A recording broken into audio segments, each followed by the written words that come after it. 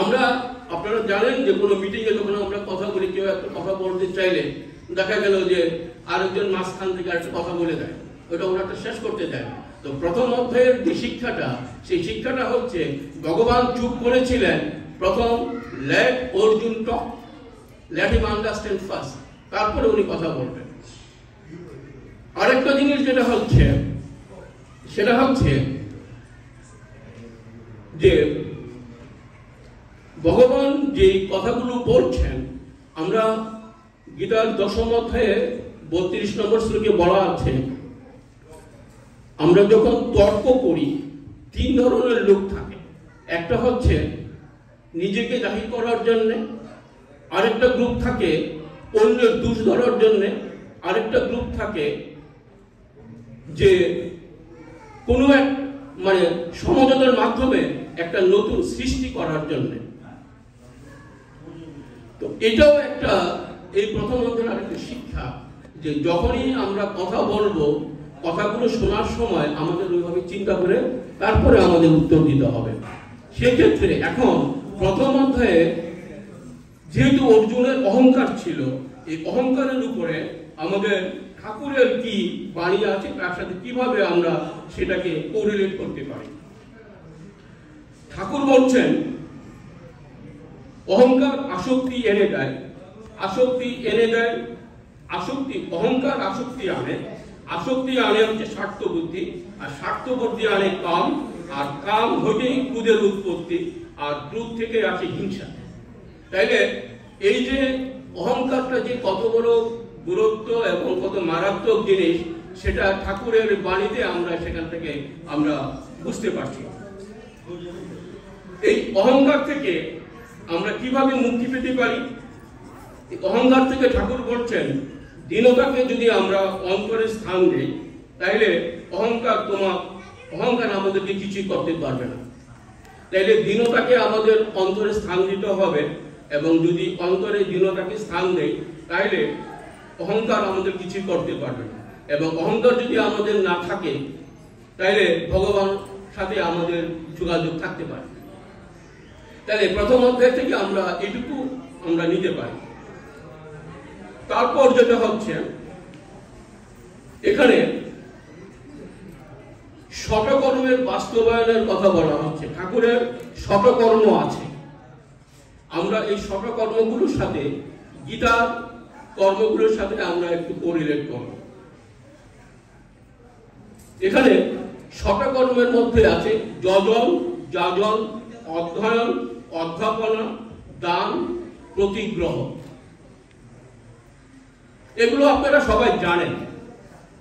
আমি যেটুকু করার চেষ্টা করছি এখানটায়, এই ঠাকুরের এই বাণীর সাথে গীতার শ্লোকের যে কোথায় সামঞ্জস্য আছে সেটুকু আমি একটু আলোচনা করার চেষ্টা করছি। সেটা আমার নিজস্বই একটু মতামত, আমার ভুলভ্রান্তি হতে পারে, এবং আমার ভুলভ্রান্তি হলে আপনারা নিশ্চয়ই আমাকে ক্ষমা করবেন এবং আমার ভুলটা সংশোধন করে দেবেন। যজন কথার অর্থ হচ্ছে অভ্যাস করা। এখন আমরা যেই অভ্যাস করাটা আমাদের যজন, ঠাকুর বলছেন যে যজন হচ্ছে অভ্যাস করা। এই অভ্যাস করার উপরে গীতার একটা পুরো অধ্যায় আছে, অভ্যাস যোগ, মানে 6ষ্ঠ অধ্যায়। আর যাজন হচ্ছে অন্যকে অভ্যাস করতে উদ্বুদ্ধ করা। এখানে 3টা গ্রুপ করা আছে। একটা হচ্ছে অভ্যাস, তারপরে বলা হচ্ছে অধ্যয়ন এবং অধ্যাপনা।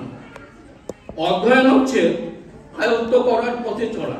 আমি কি আয়ত্ত করব সেটা জানার জন্য আমাকে যে রাস্তাটা চলতে হবে সেটাকে হচ্ছে অধ্যয়ন। তার মানে আমি যদি কোনো কিছু জানতে চাই তাহলে আমাকে পড়তে হবে। এই পড়াটাই হচ্ছে অধ্যয়ন। আর অধ্যাপনা হচ্ছে আমি যেটুকু জানলাম সেটাকে অন্যকে কিভাবে জানানো যাবে, সেটাই হচ্ছে অধ্যাপনা। দান কি? দান হচ্ছে লোকের উপকার্থে কিছু দেওয়া।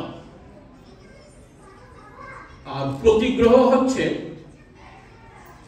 শ্রদ্ধাবনত অন্তঃকরণে যা তোমাকে দেয় প্রসন্ন চিত্তে তা গ্রহণ করা। অর্থাৎ দান হচ্ছে কাউকে দিবেন, শ্রদ্ধাভাবে কাউকে দেবেন, আর প্রতিগ্রহ হচ্ছে যিনি দিবেন তার কাছ থেকে এটা সাদরে গ্রহণ করা। এখন প্রশ্ন হচ্ছে দান যেটা করতে বলা হচ্ছে, দান কিভাবে করব এবং দান সম্বন্ধে ভগবান শ্রীকৃষ্ণ গীতায় কি বলেছেন। দান হচ্ছে 3 ধরনের দান আছে। একটা হচ্ছে সাত্বিক দান, রাজসিক দান, আর একটা হচ্ছে তামসিক দান। ঠাকুর এখানটায় সাত্বিক দানের কথা বলছেন। সাত্বিক দানটা কি? কোনো কিছু ফলের আশা না করে যদি আমরা কাউকে কিছু দেই, কারো উপকারকে যদি কিছু দেই, সেটা হচ্ছে সাত্বিক দান।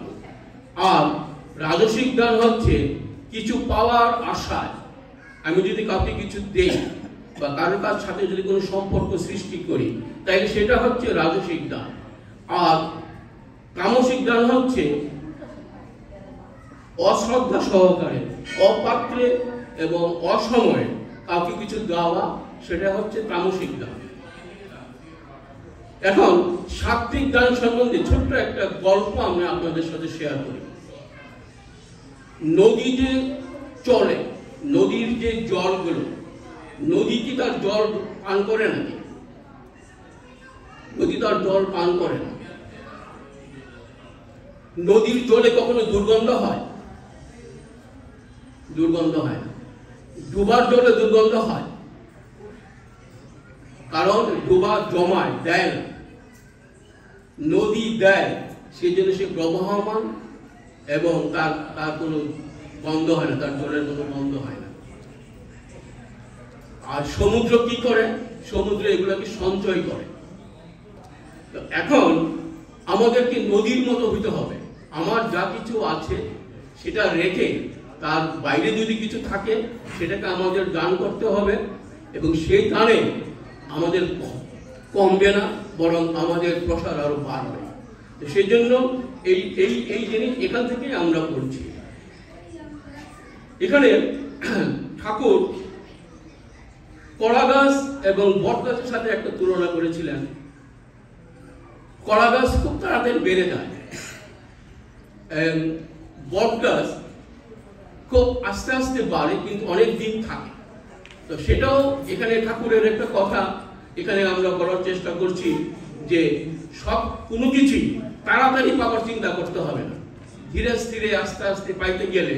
যেমন বট গাছের যে একটা বীজ, এটা খুবই ছোট্ট একটা বীজ, এবং এই বীজটা মাটিতে যখন পুরো পোতানো হয় তখন দেখা যায় এটা মাটির নিচে থাকে, পচে হয়, মানে জলে থাকে, অন্ধকারে থাকে, অনেক কিছু চাপা পড়ে আস্তে আস্তে আস্তে আস্তে অঙ্কুরোদ্গম হয়। তাহলে আমাদের জীবনেও এরকম এই প্রকৃতি থেকে আমাদের বুঝতে হবে, কোনো জিনিস যদি আমরা পেতে চাই আমাদের অনেক কষ্ট স্বীকার করে, ত্যাগ স্বীকার করে সেই জিনিসটা অর্জন করতে হবে।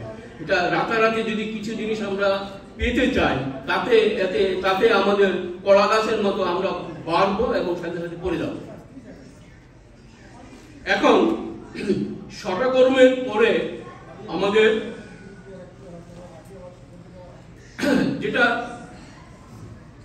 গীতায় ভক্তের সংজ্ঞা দেওয়া আছে, ভক্ত কত প্রকার এবং ভক্তের কি কি গুণ আছে সেটা গীতায় বলা আছে। কোথায় বলা আছে? গীতায় বলা আছে যে গীতার দ্বাদশ অধ্যায়ে 13 থেকে 19তম এই 60টা শ্লোকে গীতায় বলা আছে যে ভক্তের গুণ 39টা গুণ আছে।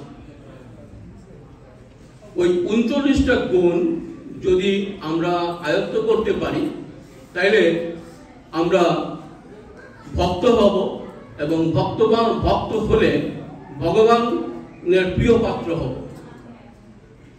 এখন প্রশ্ন আসছে এইখানটায়, এই ভক্ত হইতে গেলে আমাকে কি কি করতে হবে, আমার কি কি গুণ থাকতে হবে?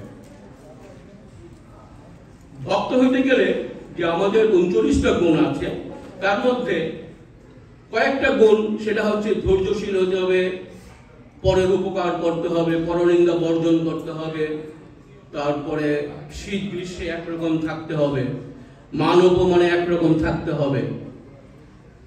এখন প্রশ্ন হলো যে মান অপমানে একরকম থাকা তার মানে কি? তার মানে হচ্ছে আমাকে যদি কেউ কোনো কিছুতে খারাপ বলে আমার কোনো প্রতিক্রিয়া হবে না, ভালো বললেও কোনো প্রতিক্রিয়া হবে না, তার মানে কি আমি স্ট্রেসলেস থাকতে পারবো। তো আমি যদি স্ট্রেসলেস থাকি তাইলে এই জগতে আমার কি হবে? আমার ডায়াবেটিস এবং প্রেশারটা কমে যাবে যদি আমি স্ট্রেসলেস থাকতে পারি। আর আমি যদি স্ট্রেসলেস থাকি, আমার মান অপমানে যদি সমান থাকে, তাহলে আমি ভগবানের প্রিয় পাত্র হব, কারণ এটা একটা মানে ভক্তদের একটা কোয়ালিটি। তাইলে আমি যদি এই কোয়ালিটিগুলোকে যদি আমি অর্জন করতে পারি, আমি ইহ জগতে সুস্থ থাকতে পারবো এবং ভগবানেরও প্রিয় পাত্র হইতে পারবো। অর্থাৎ এই জিনিসগুলো যদি আমরা প্র্যাকটিস করি, সেখানে আমাদের এই অ্যাডভান্টেজটুকু আমরা পাবো। এই প্রসঙ্গে ঠাকুর কি বলছেন? ঠাকুরের প্রত্যেকটা বাণী যদি আমরা পর্যালোচনা করি, আমরা দেখব যে ঠাকুরের প্রত্যেকটা এই যে 39টা গীতার গুরুর যে কোয়ালিটি, সেই কোয়ালিটিগুলো এখানটায় বলা আছে। তো আমাদের ঠাকুরের এই বাণীগুলোকে যদি আমরা জীবনের সাথে মিলিয়ে নিতে পারি, তাহলে দেখবো যে গীতার কথার সাথে ঠাকুরের এই বাণীগুলো সবগুলো একই লাইনে চলছে। এখন গীতার 16 অধ্যায়ের 1 থেকে 3তম শ্লোকে বলা হয়েছিল,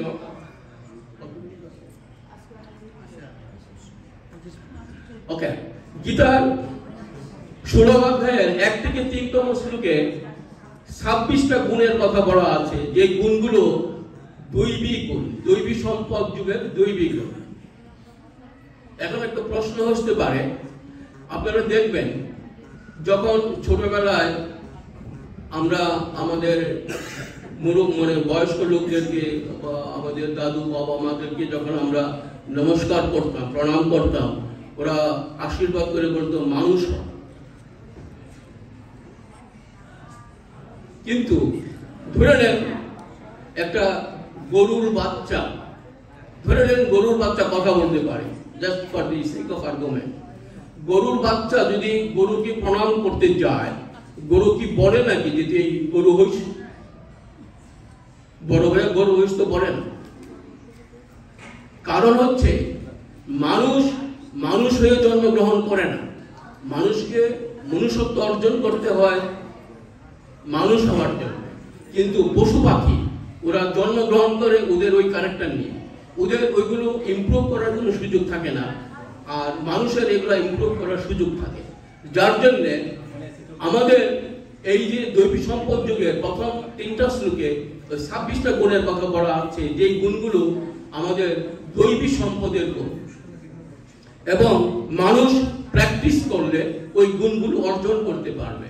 এবং এই প্রত্যেকটা গুণ ঠাকুরের প্রত্যেকটা বাণীর মধ্যে এগুলো চিহ্নিত করা আছে। এখন প্রশ্ন হচ্ছে, এই পঞ্চপাণ্ডবের মধ্যে 5 ভাই, অর্জুনকে উনি কথা বললেন, উপদেশ দিলেন, অর্জুনের সাথে কথা বললেন, অন্যদের সাথে কথা বলেন নাই কেন? তাই না? যুধিষ্ঠির তো বড় ছিলেন, ভীম বড় ছিলেন, উনি তো তৃতীয় পাণ্ডব। তাইলে প্রথম 2 জনের সাথে কথা বলেন নাই, বা নকুল সহদেবের সাথে কথা বলেন নাই, অর্জুনের সাথে উনি কথা বললেন কেন? এটা নিশ্চয়ই আমাদের একটা জিজ্ঞাসা থাকতে পারে না, যে অর্জুনের সাথে কেন উনি কথা বলছেন? অর্জুনের সাথে কথা বলার কারণ হচ্ছে, ভগবান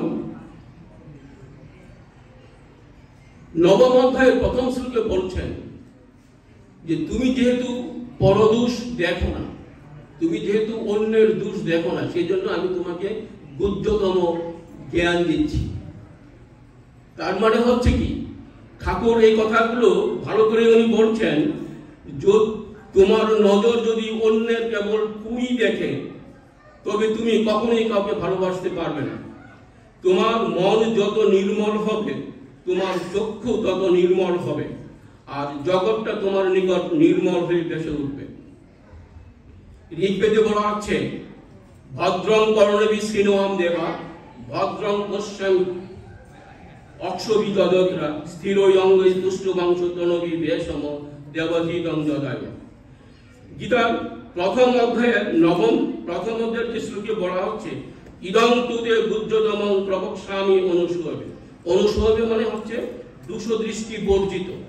তো অর্জুন যেহেতু দোষ দৃষ্টি, উনি যেহেতু কোনো দোষ দেখেন না, সেজন্য তাকে ভগবান ওনার কাছে এই গীতার কথাগুলো বলছেন। তাহলে আমাদের এখান থেকে কি শিক্ষণীয় আছে? আমাদের শিক্ষণীয় হচ্ছে কারোর দোষ না দেখা। কারোর দোষ দেখলে ঠাকুর বলছেন যার যত বেশি দোষ দেখবেন তার ওই যে তার যে দোষ দেখতে গেলে একটা বীজ বপন করতে হয়। ওই বীজটা আমার অন্তরে থেকে আস্তে আস্তে এটা বড় গাছ হিসেবে পরিণত হয়। অতএব কারোকে যদি আমরা হিংসা করতে চাই বা কারোর দোষ বের করতে চাই, তাহলে ওর সম্বন্ধে আমাকে সবসময় চিন্তা করতে হবে এবং ওই বীজটা আমার অন্তরে থাকবে এবং এখান থেকে বিষক্রিয়া সৃষ্টি হবে। তো সেই জন্য ঠাকুর বলছেন যে কারোর দোষ দেখবে না। আর গীতায় দেখলাম অর্জুনকে ভগবান বলছেন, কারণ উনি বলছেন যে তুমি যেহেতু কারোর দোষ দেখো না, সেই জন্য আমি তোমাকে বুদ্ধতম কথাগুলো তোমাকে বলছি। তাহলে এটা আমরা বুঝতে পারছি যে কারোর দোষ না দেখার কি আছে। আরেকটা ছোট্ট একটা এক্সাম্পল নেই। আপনারা জানেন, যদি আপনাকে কাউকে যদি আমরা জিজ্ঞেস করি সুখ কিসে বেশি হয়, সুখ বেশি কোথায়, কিসে আমরা সুখ বেশি অনুভব করি, কারণ কি কিছু উত্তর আছে নাকি? আপনারা হয়তো অনেকেই বলবেন, যারা ভানুর চুটকি জানেন তারা হয়তো বলবেন যে ভানুর গল্পটা, কিন্তু আসলে তা না। আসলে হচ্ছে কি, পরের দোষ আলোচনা করলে যে শান্তিটা পাওয়া যায় এটা অনেক বড় সুখ। এই সুখটাই অনেক সুখ। কয়েকজনের সাথে আলাপ করলেন, দেখবেন যে এটা ওটা ওনার সাথে দোষ, এই দোষ ওই দোষ যখন বলবেন, ওই দোষটাতে যে আনন্দ, যে আলোচনায় যে আনন্দ পাওয়া যায় সেটাই হচ্ছে অনেক বড় সুখ। ঠাকুর এই জন্য বলছেন যে তুমি যদি ওই রকম সুখ চাও তাহলে তুমি অধপতনে চলে যাও। এবং ভগবান শ্রীকৃষ্ণ বলছেন যে যেহেতু অর্জুন পরের দোষ দেখে না, সেই জন্য আমি ওনার কাছে বুদ্ধতম উপদেশগুলো বা বাণীগুলো আমি দিলাম। তাইলে আমরা মোটামুটি ভাবে এইটুকু দেখলাম যে গীতার বাণীর সাথে ঠাকুরের যে বাণীর যে সামঞ্জস্যগুলো সেগুলো আমরা একটু দেখে নিলাম। এখন ঠাকুরের আরেকটা বাণী আছে ধৈর্য। তোমরা যদি ধৈর্য ধরো তাইলে তোমরা তোমাদের অভিষ্ট লক্ষ্যে পৌঁছতে পারবে। এই ধৈর্য মানে গীতায় ধৃতি, স্টিডনেস। এবং এখানে দেখানো হচ্ছে গীতার অষ্টাদশ অধ্যায়ের 33 থেকে 35তম শ্লোকে যোগবলে মন ও ইন্দ্রিয় ঈশ্বর একনিষ্ঠ করে রাখাটাই হচ্ছে সাত্বিক ধৃতি। যেটা ঠাকুর বলছেন তুমি যদি ওইভাবে ধৈর্য ধরো তাহলে তুমি তোমার অভিষ্ট লক্ষ্যে পৌঁছতে পারবে। আর রাজসিক ধৃতিটা হচ্ছে ফলাকাঙ্ক্ষী হয়ে অর্থ ও কাম উপভোগের জন্য যে আমরা যদি সবসময় নিযুক্ত থাকি তাহলে সেটাই হচ্ছে রাজসিক ধৃতি। আর তামসিক ধৃতি হচ্ছে যে ব্যক্তি নিদ্রা, ভয়, সুখ, দুঃখ, অহংকারের প্রভাব কখনো ত্যাগ করতে পারে না, এটাই হচ্ছে তামসিক ধৃতির ব্যক্তিদের লক্ষণ। এখন আমি আমাদের আলোচনার প্রায় শেষ পর্যায়ে চলে আসছি। ঠাকুর সম্বন্ধে আপনারা সবাই জানেন, এখানে যারা আছেন, ঠাকুরের আজকে 137তম আবির্ভাব দিবস। ওনার পিতা শিবচন্দ্র চক্রবর্তী এবং মাতা মনমোহনী দেবী। মায়েদের জন্যই সন্তানরা যে বড় হয় তার কারণ হচ্ছে মায়ের জন্য।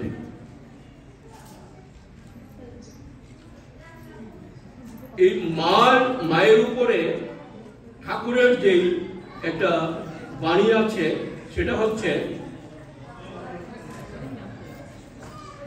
ঠাকুরের পিতামাতার উপরে যে ঠাকুরের যে একটা বাণী আছে, সেটা হচ্ছে পিতায় শ্রদ্ধা মায়ের টান, সেই ছেলে হয় সাম্য প্রাণ, সার অতি আশুতোষ বিদ্যাসাগর, কোথায় পেল শক্তি, দেখ চেয়ে তার পিছনে আছে মাতৃশক্তি।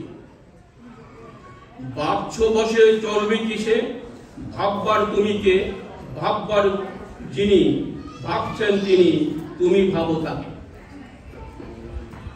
এই যে পিতামাতার কথা ভগবান ঠাকুর বলছেন, এই পিতামাতার কথাই এখন আমরা যদি মনে করি যে আমি এখন আমার কথার কথা বলছি, এটা আপনারা মানে ব্যক্তিগতভাবে নেবেন না, যে আপনারা কে কে থাকেন।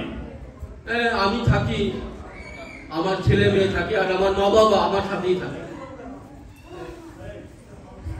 তো ব্যাপারটা যদি আমরা ঘুরে বলি যে আমি মা বাবার সাথে থাকি,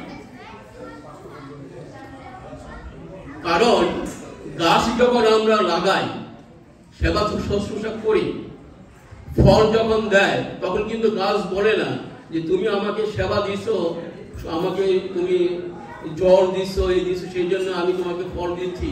এর গাছ কিন্তু কখনো বলে না, গাছ সবাইকে ফল দিয়ে যায়। সিমিলারলি মা বাবা আমাকে দিচ্ছেন, তার মানে আমরা বলবো না যে আমি মা বাবাকে দেখছি। মা বাবাকে দেখা আমাদের একটা কর্তব্য, যেহেতু ওনারা আমাদেরকে পালন করছেন, এবং ঠাকুর সেই কথাটাই এখানে বলছেন।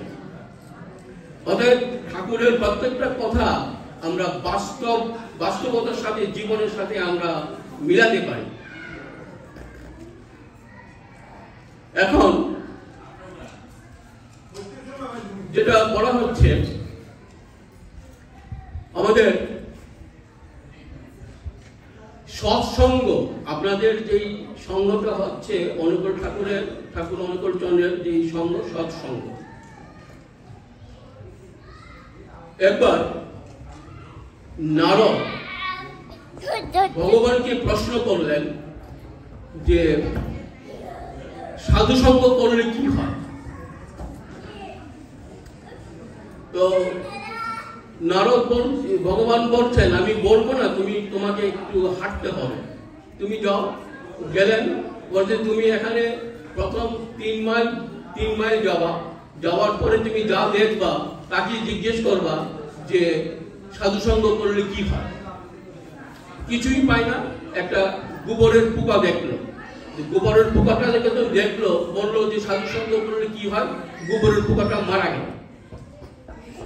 তারপর উনি ভগবানের কাছে আবার আসলেন, এসে জিজ্ঞেস করলেন, কই কিছু তো দেখলাম না, একটা গোবরের পোকা ছিল, আমি জিজ্ঞেস করলাম সাধুসঙ্গ করলে কি হয়। বাবা আগুন লাগবে এটা দিয়ে, এই বাচ্চাটা। তারপর উনি বললেন যে না ঠিক আছে, তুমি আরেকটু যাও, আরেকটু হাঁটো, আরো 3 মাইল যাও। 3 মাইল যাওয়ার পরে দেখছে যে একটা পাখির বাসা, একটা ছোট্ট একটা গাছের মধ্যে একটা পাখির বাসা, একটার মধ্যে পাখি আছে। পাখিটাকে জিজ্ঞেস করলো সাধুসঙ্গ করলে কি হয়, বললো যে সাধুসঙ্গ করলে কি হয়, সাথে সাথে পাখিটা মারা গেল। ভগবান নারদ আবার চলে আসলো ভগবানের কাছে, এসে বলল, ভগবান এই তো গোবরের পোকা মারা গেল, পাখিটা মারা গেল, বলতে আরো 3 মাইল যাও। 3 মাইল যাওয়ার পরে দেখলো একটা গাভী, ছোট্ট একটা বাছুর। বাছুরকে জিজ্ঞেস করলো সাধুসঙ্গ করলে কি হয়, বললো যে সাধুসঙ্গ করলে কি হয় বলার সাথে সাথে বাছুরটা মারা গেল। পরে বললো যে তুমি, নারদ তখন বিরক্ত হয়ে বলছে যে আমি আর কোথাও যেতে পারবো না। ভগবান বলছে তুমি আরেকটা বার যাও। কোথায় যাবা? ওইখানে একটা রাজার ছেলে আছে, রাজা আছে, 15 বছর পর রাজার ছেলে হয়েছে। তুমি ওখানে যাবা, গিয়ে জিজ্ঞেস করবা ছেলেকে, ওই ছেলেকে জিজ্ঞেস করে তুমি দেখো কি বলে। নারদ তো প্রথম ভাবছে যে যাবে না, কারণ পশু পাখি এগুলা মারা গেছে ঠিক আছে, কিন্তু যদি রাজার ছেলে মারা যায় আর জিজ্ঞেস করে, তাহলে তার খবর আছে। তখন বলছি যে না তুমি যাও। তো গেছে, যাওয়ার পর রাজাকে জিজ্ঞেস করছে যে শুনলাম আপনার নাকি এক ছেলে হয়েছে, বলতেছে যে হ্যাঁ আমার 15 বছর পরে ছেলে হয়েছে। তো বলতেছে যে আপনার ছেলের সাথে কি আমি একটা প্রশ্ন করতে পারি? মানে আপনি তো 10টা প্রশ্ন করেন, কোনো অসুবিধা নাই। বলতেছে যে রুমে আপনার ছেলে থাকে সেই রুমে কি পিছনের দিকে দরজা আছে? বুঝতে পারছেন তো? পিছনের দিকে দরজা আছে কিনা, কারণ পালানোর একটা রাস্তা আছে কিনা। তো বলতেছে হ্যাঁ দরজা 3-4টা আছে, অসুবিধা নাই। পরে যখন বললো যে ঠিক আছে গেল, ছেলেকে জিজ্ঞেস করলো, তো ছেলে জিজ্ঞেস করার পরে চলে যেতে যাচ্ছে, এরকমই ধুতিটা আটকাই গেল।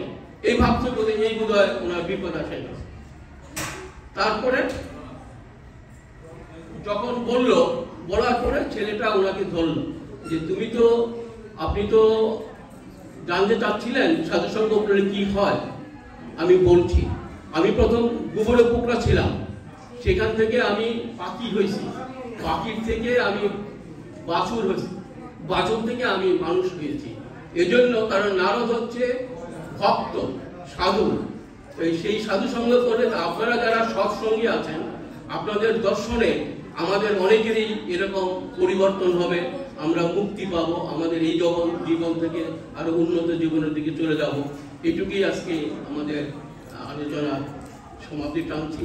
এর আগে আমরা গীতার মাহাত্ম্য পড়বো, একটু গীতার মাহাত্ম্য পড়ে কিছু কীর্তন, তারপর আপনাদের আমার আলোচনা যদি কোনো ভুলভ্রান্তি হয়ে থাকে আমাকে আপনারা ক্ষমা করবেন।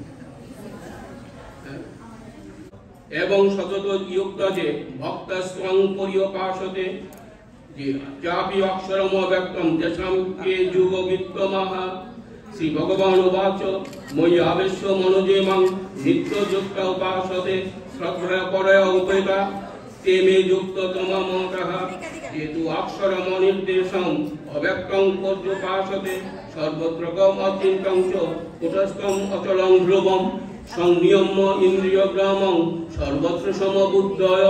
সে তে প্রাপ্নুবন্তি মমেব সর্বভূত হিতে রতাঃ।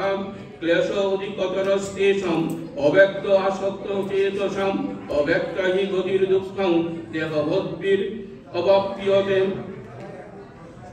যেতু সর্বাণি কর্মাণি ময়ি সন্ন্যস্য মৎপরাঃ অনন্যেন এব যুগেন মাং ধ্যায়ন্তে উপাসতে। তেষামহং সমর্থুত্বা মৃত্যু সংসার সাগরাৎ ভবামি ন চ চিরাৎ পার্থ। ময়ি আবেশিত চেতসাম ময়ি এব মন আদর্শ। ময়ি ভক্তি নিবেশয় নিবাসস্যসি ময়ি এব। অত ঊর্ধ্বং ন সংশয় অত চিত্তং সমাধাতুং ন স্বপ্নসি ময়ি স্থিরম। অভ্যাস যোগেন তত মামিচ্ছ আক্রং ধনঞ্জয়। অভ্যাসে অপি অসমর্থকোষি মত কর্ম পরম ভব। মদর্থম অপি কর্মাণি কুর্বন সিদ্ধিম অবাপ্স্যসি। অথৈত অপ্যশক্তকোষি কর্তুম মদ যুগমাশ্রিত। সর্বকর্ম ফলতেগং তত কুরুত আত্মবান। শ্রেয় হি জ্ঞানং অভ্যাসাৎ জ্ঞানাধ্যানং বিশিষ্যতে। ধ্যানাৎ কর্ম ফলতেগ ত্যাগাৎ শান্তির অনন্তরম। অদ্যাষ্ট সর্বভূতানাং মৈত্রস্করা করো এব চ। নির্মম নিরহংকারস সমদুঃখ সুখক্ষমে। সন্তুষ্ট সততাং যোগী দতাত্মা দৃঢ় নিশ্চয়। ময়ি অর্পিত মনোবুদ্ধি যো মদ্ভক্ত সমে প্রিয়ঃ। যস্মান্ন উদ্বিজতে লোকান্ন উদ্বিজতে চ যঃ। কর্ষমস্য ভয় উদ্বেগৈ মুক্ত যশমে প্রিয়ঃ। অনপেক্ষ শুচিদক্ষ উদাসীন গত দেবঃ। সর্বারম্ভ পরিত্যাগী যো মদ্ভক্ত সমে প্রিয়ঃ। যো ন দৃশ্যতি ন দেষ্টি ন সুচতি ন কাংসতি। শুভাশুভ পরিত্যাগী ভক্তিমান চ সমে প্রিয়ঃ। সমসূত্র চ মিত্রে চ তথা মানপমানয়। শীতোষ্ণ সুখে দুঃখেষু সমসঙ্গ বিবর্জিত। তুল্য নিন্দা স্তুতির মৌনি সন্তুষ্ট যেন কেনচিৎ। অনিকেত স্থিরমতি ভক্তিমান মে প্রিয় নরঃ।